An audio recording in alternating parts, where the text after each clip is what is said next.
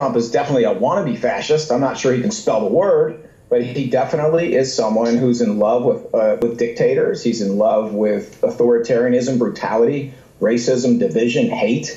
His playbook is essentially the same playbook as the white supremacist playbook, which is, as we see with the Proud Boys, the Boogaloo movement, all this kind of stuff, we see that they are trying to take advantage of the peaceful protest, which is the vast majority of what it is, around George Floyd, to become agent provocateurs, to get into it and to cause violence that wouldn't have been there otherwise. So once they have caused it, they can say, look at these people. Look at what these black people do, or look at what these left-wing people do.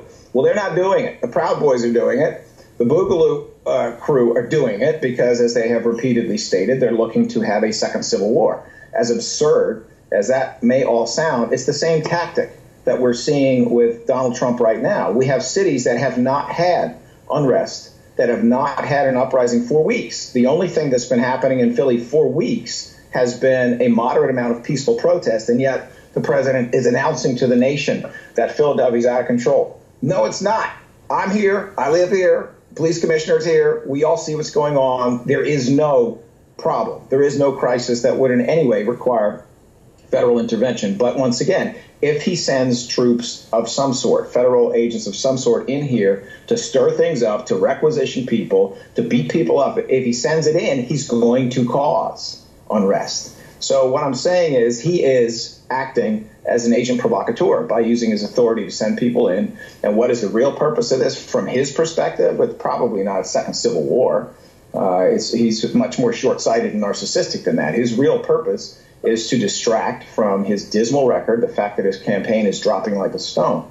In terms of my family history, it's just we have a lot of people, or they're almost all passed now, but we have a lot of people in the family who were of an age that they volunteered and they served in World War II. My dad served in the Pacific, on a Pacific island at an air base. I had an uncle who was in Germany.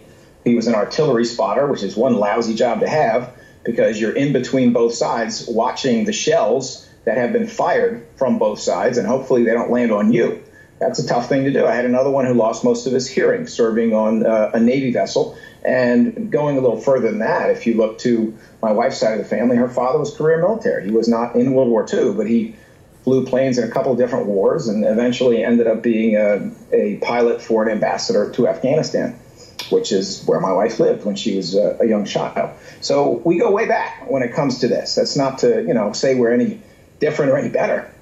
But we have someone here who avoided military service, not because he was a conscientious objector, but because he's entitled, privileged, cowardly, and lazy.